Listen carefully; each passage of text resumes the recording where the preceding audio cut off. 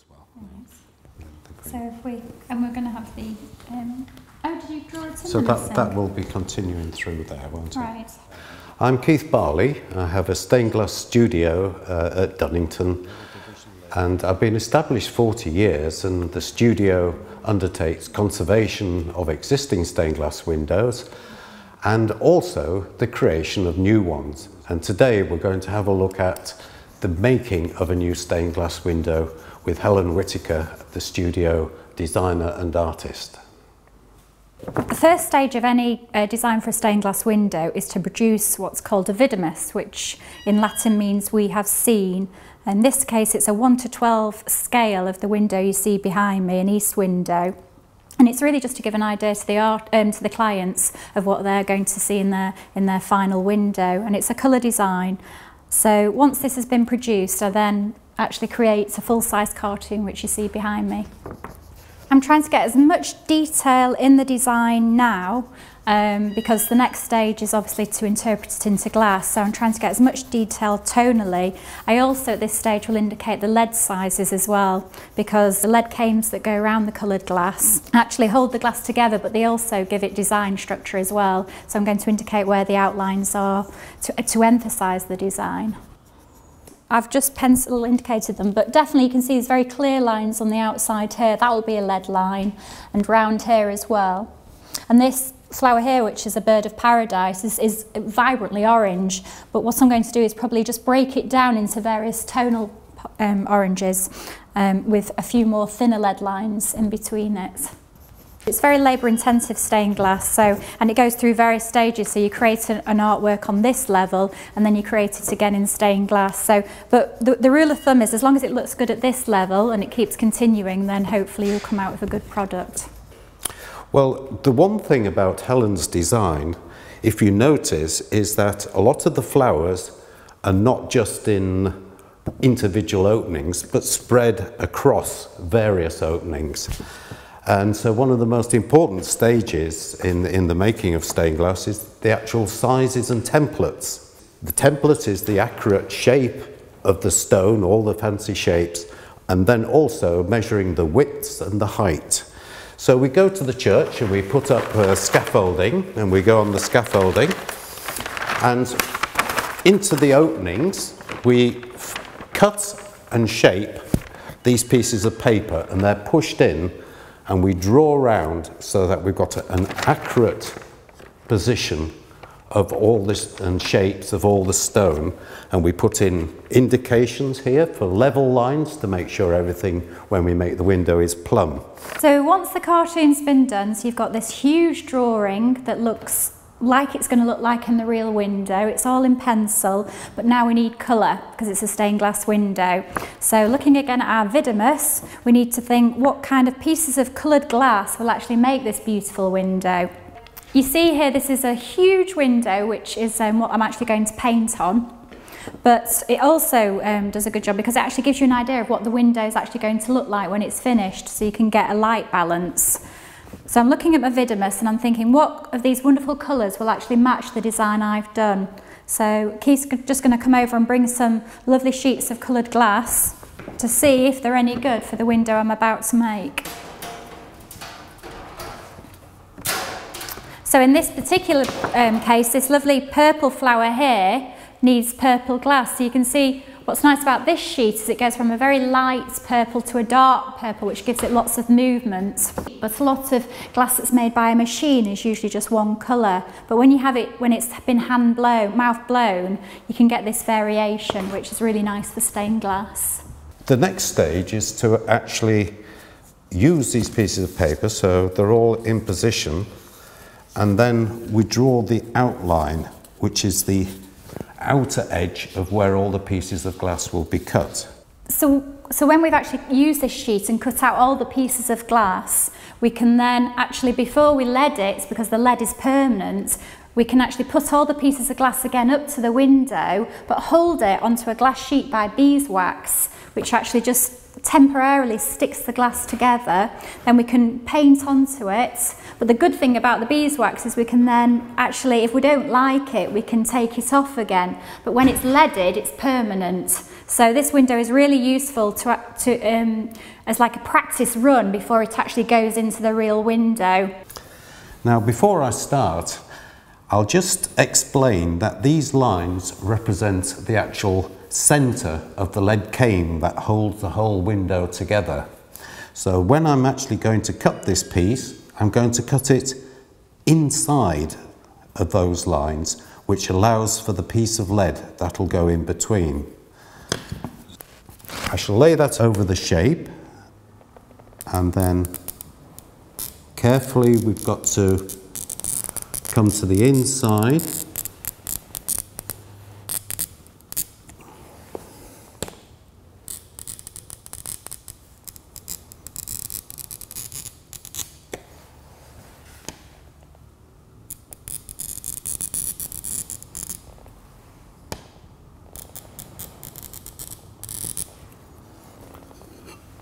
Then we can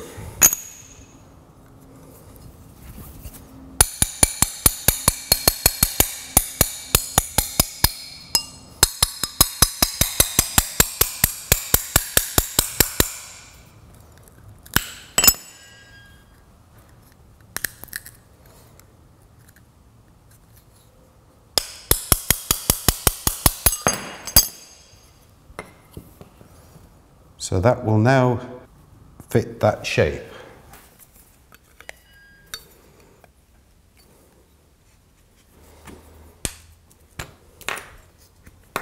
Well, once all the window has been cut and all the glass has been painted and then the painting fixed by firing in a kiln, it's then ready to assemble to those lines on the drawings. This is where those lines were on the drawing, and this is where the lead canes that hold the whole window together are actually inserted. Now, the lead canes that we use are H-shaped, like the letter H, so that the glass slots into one side and then into the other. So the leads are often, because lead is quite soft and you can bend it in all sorts of different directions. But before we actually start work, we always like to straighten our lead out and to make sure that these leaves are not too tight together so it assembles. And we use a tool called a larrikin or a lathikin.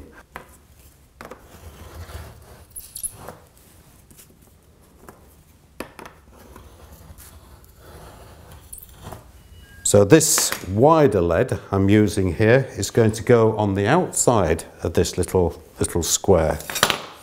And then the tool we use is just a very sharp knife. So this is just a bit like a palette knife, cut off and then sharpened. And we will just cut through the lead in that fashion. What we use to actually hold the work together in the medieval times, they were called closing nails, and today it's a very, very similar shaped nail, but these are horseshoe nails that farriers use to put horseshoes onto the hoof. So I'll start first of all, so I'll put my nails into the actual centre of those lines, just as a starting point.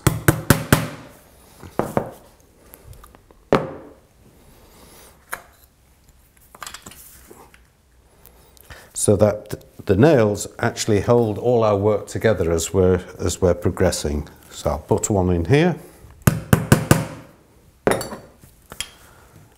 And that's a good starting point. I'll take another length here and I can bend it roughly to shape.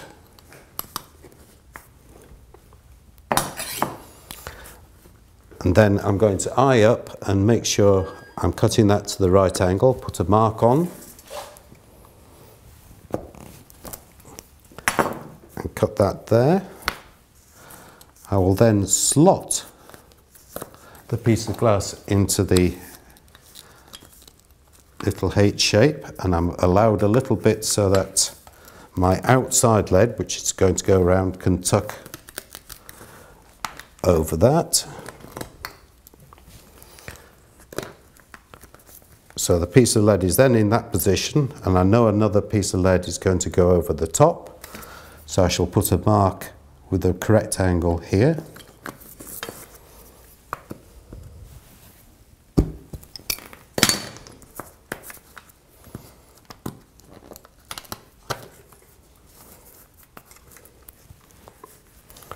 And another nail to hold the work together. And then we start building the panel up. So imagine that you've cut all the pieces of glass out for your window, and now what we need to do is actually apply paint onto the coloured glass so that we can try and put a picture on it. So you can see here that this piece of glass has been cut out to the shape of a lion's head, and then we've actually put paint onto the surface of the glass that actually makes it look like a lion. And if we look over to the right here, we can see the various stages of painting. So the first thing that we want to do is create these outlines of the lion, and we need to do that with a special paint that is that's got glass powder mixed to it. So I'm just going to mix some paint up now. So traditionally the paints that you'll see in your local churches are actually brown and black, and they outline all the faces that you might see in one of the church windows around you. It's an iron oxide, and then it's got a very fine glass powder mixed to it. The reason being that this colour is actually baked onto the glass, so it's permanent. So because it's got this glass powder, it actually sticks to the glass, so it doesn't come off. So we've got our area of glass paint, and we also need something called a binder, which is gum arabic. And this just enables the pigment to stick to the glass before it gets fired. So we just put what we call a light dusting just on top of the pigment.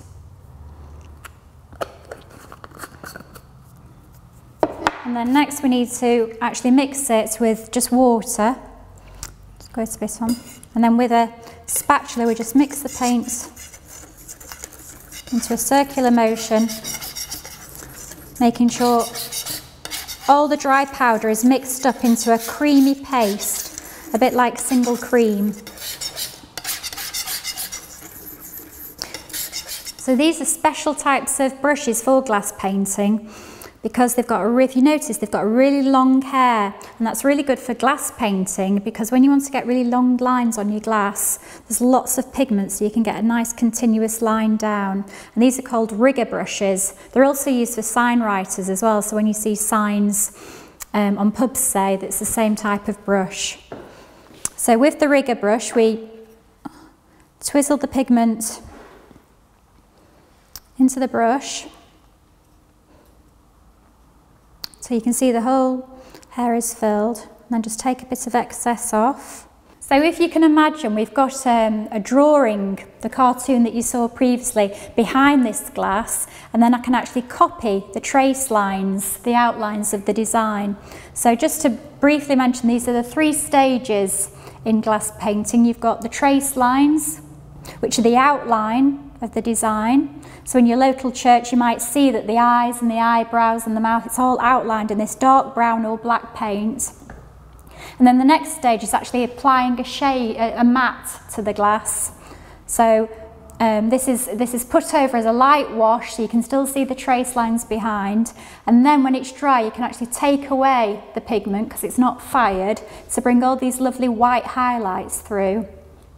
And then the next stage, which is really important, is the application of silver stain, because stained glass actually got its name from the application of silver nitrate, which is a yellow stain that's actually applied to the back of the glass. And you can tell this in your local church because there's no lead separating this yellow colour. So you can tell a true stained glass window if you see a yellow and a white piece of glass together with no separation of lead, because the glass has actually been stained. All other glass is really just coloured glass when it's made, but this is true stained glass. So imagine that there is a cartoon behind this that I'm copying, but with the brush, and you notice this stay here, we just follow the lines. We're applying with the tip.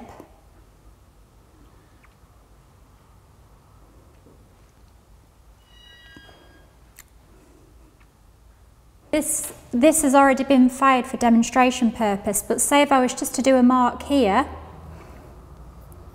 the beauty of this, if you do make a mistake, is that you can actually just remove it off the glass and start again. But as soon as it goes in the kiln and it's baked on, then it's permanent. So this has all been baked on to the surface of the glass in a kiln up to 650 degrees centigrade. At that temperature, the glass is just slightly sticky. At 800 it melts glass, but at 650 it's slightly tacky, so the pigment just melts to the surface and just sticks without distorting the glass. So the idea is that you're actually manipulating the light coming in, so the more opaque lines we add on it, it stops the light coming through, but you also start to see a picture form on what was just a mosaic of coloured glass. Once you've done the trace lines, you then can apply what's called the shading, the matte. And this involves different brushes. The first one is what we call a laying on brush. So we just use the same, well, in this case we'll use the same pigment, but you can use like a lighter colour pigment, like an umber. So imagine this is a dark brown, you could use a light brown to actually do the shading. But you mix the pigment on, and then if we use this as a demonstration, you actually just put the wash over, and then with a badger brush you actually make it an even matte. So you can see this has been done all over on this piece. So you cover the whole glass in a shading pigment, and then you use this badger brush just to give it an even surface. And then if we let that dry, again this is all reversible, so it's not permanent at this moment. With the aid of what we call scrubs, we can actually work into this mat to produce this effect that you see here just by tapping the surface.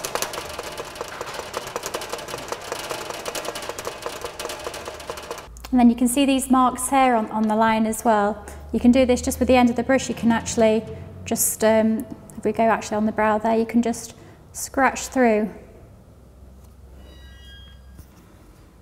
So we can see here that we've got the trace lines, we've got the shading, which is called a matte, and then we have the application of silver stain. Silver stain is done at the end because it's actually done at a lower temperature. So if you remember that the paint, the actual glass paint, is done at 650 degrees, the silver stain is usually done 100 degrees lower at about 550. And this can actually be done at the same time as the glass paint is fired in the kiln. They can actually be done at the same time. But the thing with stain is the glass paint is always painted on the surface of the glass, and the stain is always painted on the reverse side of the glass. So you can see the yellow stain, and what we'd do is just, it comes like an orange paste or a brown paste, and we'd actually fill in the area that you want stained so it looks opaque. And then when it's fired, you can rub it away with water and it reveals this lovely yellow colour. And the yellow can go from a very pale yellow to often a dark yellow, orange, or even a red. But there's quite a range of stain that you can actually achieve. So we've talked about glass paint, iron oxide, and we've talked about yellow stain. Another thing to look for that a lot of stained glass artists use are glass enamels. Now these actually, if you imagine that the glass actually gives you the colour, the real glass, you can also apply more colour onto your glass by using these glass enamels, which are essentially crushed up coloured glass that's applied to the surface and fired on. So you imagine that if I put this green, say, over the glass and fired, you'd get like a green effect, green paint. And the reason why enamels are so popular is because you don't have to separate it with lead. So if you imagine when you cut glass, different colours, you always had to put a lead between them. But with enamel, we can just fire it on there and it can just sit happily. So that's one technique. And then the other one is acid etching. So if you look at glass, often it's coloured all the way through, but there are some special glasses called flashed glass, which is clear, so it's white, except for a blue line of glass on the top. So it's white with a very thin blue layer on the top, and this is called a flashed glass. And this is really good for stained glass because you can actually, again, without using lead, get two colours on the same piece of glass without dividing it with lead.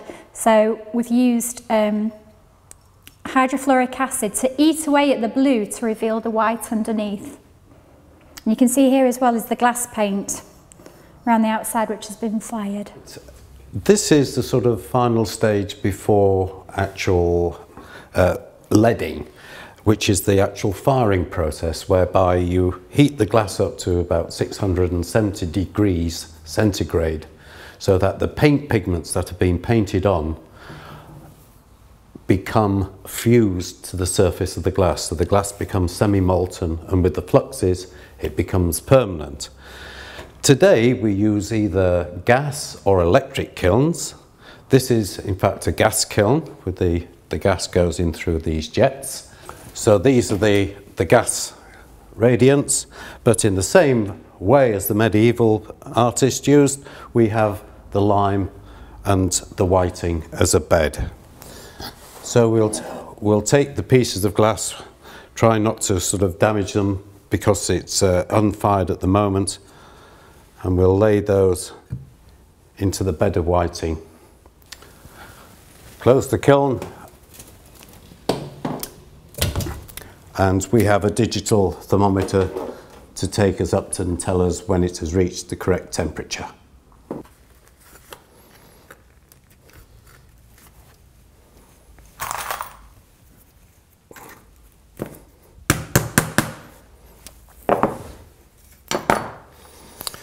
So on here we've got to do some ins and some outs. So you'll start off over the top of your work using your thumb, bend it there, then return, bend, return, slight bend, so that you're getting the rough contour of this piece. And then we use another tool which is called an oyster knife. So this is what they use for opening the shellfish, oysters. It's half round, but it's a perfect tool for us for lifting the pieces of glass, and then we can force those into the curves as we go around. We'll use nails. They're our extra pairs of hands. So we'll go into there. We want quite a tight curve here, so we'll use the oyster knife to push and make sure that the lead is tight in against the piece of glass. So you can go there.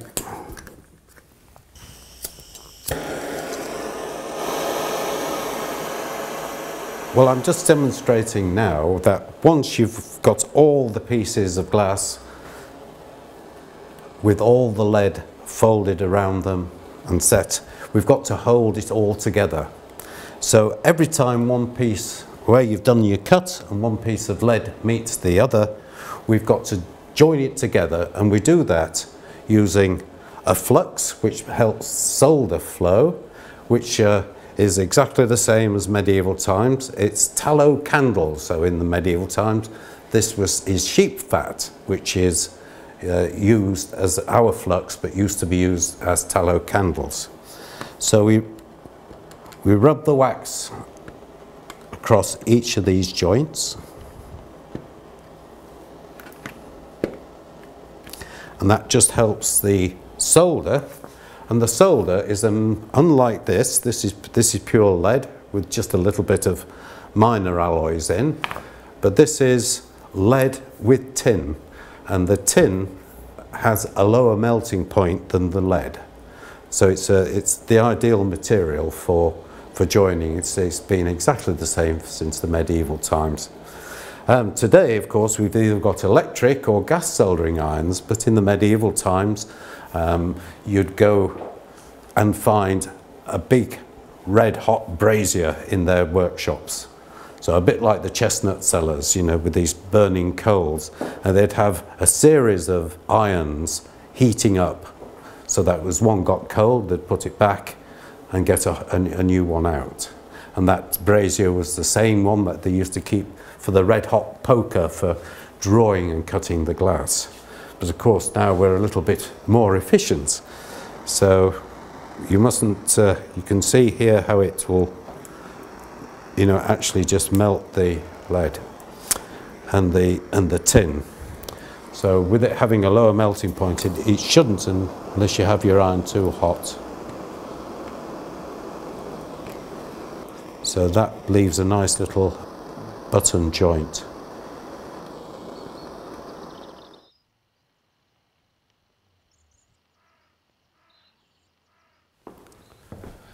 And here we are in this wonderful church of St. Michael's in Coxwold, a church full of stained glass. And I first noticed that this is glass in one window, not of the same date. We've got a mixture of 19th or early 20th century glass combined with a tracery full of this wonderful glass from the 15th century. In the traceries, for example, these 15th century glass, at a time when not many people could read or write, all the imagery was done with religious symbols, so that you can see in the first two traceries Mary Magdalene with her ointment pot, and then facing her is St. Catherine with her Catherine wheel and sword, and in the very top you've got a St. Christopher, but slightly faded. Well, as I look over here, we've got another interesting period of glass painting at the time of stained glass revival done by the York artist William Peckett, and he signed it in the bottom right-hand corner of the scroll with a date of 1755 to the left. And this is an interesting period of glass making because coloured glass that you see in all the other windows wasn't being produced. So everything we see here is on white glass using silver stain and glass enamels, which are ground up coloured glass applied to the surface to create the colour. So they're on sort of rectangular panes, and there's some beautiful techniques of this marbling in the pillar beneath. Well, one of the things about looking at stained glass windows is they're often so far away, but we have a wonderful opportunity in this church because we've got a gallery at the top, and we could actually get a little bit closer and see some of the finer detail. It's absolutely wonderful that, you know, you can get so close to these, and if not, you have to bring binoculars to churches. But the detail to me of this dragon's head with his spiky teeth just shows the inventiveness and sheer delight that the original artist in the 15th century paid to little details like this, which can be so often missed.